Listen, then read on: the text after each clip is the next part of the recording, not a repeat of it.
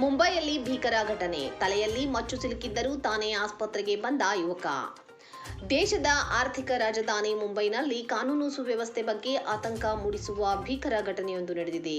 ಅಪರಿಚಿತ ವ್ಯಕ್ತಿಯೊಬ್ಬನಿಂದ ಮಾರಣಾಂತಿಕ ದಾಳಿಗೊಳಗಾದ ಯುವಕನೊಬ್ಬ ತನ್ನ ತಲೆಯಲ್ಲಿ ಮಚ್ಚು ಸಿಕ್ಕಿಹಾಕಿಕೊಂಡ ಸ್ಥಿತಿಯಲ್ಲೇ ಸಮಾಧಾನವಾಗಿ ನಡೆದುಕೊಂಡು ಆಸ್ಪತ್ರೆಗೆ ಬಂದಿರುವ ವಿಡಿಯೋ ಈಗ ಸಾಮಾಜಿಕ ಜಾಲತಾಣಗಳಲ್ಲಿ ವೈರಲ್ ಆಗಿದ್ದು ಜನರನ್ನು ಬೆಚ್ಚಿ ಬೀಳಿಸಿದೆ. ಮುಂಬೈನ ಸಿಯೋನ್ ಆಸ್ಪತ್ರೆಯ ಆವರಣದಲ್ಲಿ ಈ ಘಟನೆ ನಡೆದಿದೆ ಎನ್ನಲಾಗಿದೆ. ವಿಡಿಯೋದಲ್ಲಿ ಕಂಡುಬರುವಂತೆ ಯುವಕನ ತಲೆಯ ಹಿಂಭಾಗದಲ್ಲಿ ಚೂಪಾದ ಮಚ್ಚು ಆಳವಾಗಿ ಇಳಿದಿದೆ. ಇಷ್ಟೊಂದು ಭೀಕರ ಗಾಯವಾಗಿದ್ದರೂ ಆತ ಯಾವುದೇ ಆತಂಕವಿಲ್ಲದೆ ಆಸ್ಪತ್ರೆಯೊಳಗೆ ಓಡಾಡುತ್ತಿರುವುದು ಮತ್ತು ತನ್ನ ಮೊಬೈಲ್ ಫೋನ್ ನೋಡುತ್ತಿರುವುದು ಎಲ್ಲರನ್ನೂ ಆಶ್ಚರ್ಯಚಕಿತರನ್ನಾಗಿಸಿದೆ.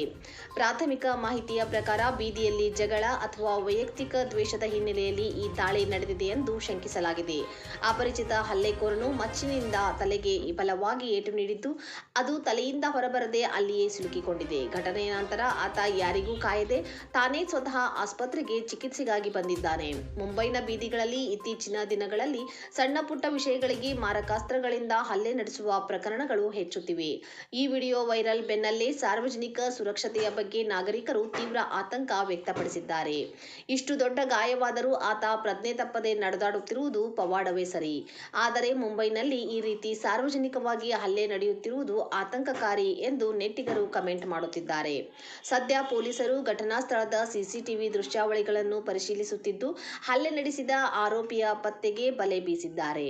ಈ ದಾಳಿಗೆ ನಿಖರ ಕಾರಣವೇನು ಎಂಬುದು ತನಿಖೆಯ ನಂತರವಷ್ಟೇ ತಿಳಿದು ಬರಬೇಕಿದೆ. ಸದ್ಯ ಯುವಕನಿಗೆ ತುರ್ತು ಶಸ್ತ್ರಚಿಕಿತ್ಸೆ ನೀಡಲಾಗುತ್ತಿದೆ ಎಂದು ತಿಳಿದುಬಂದಿದೆ.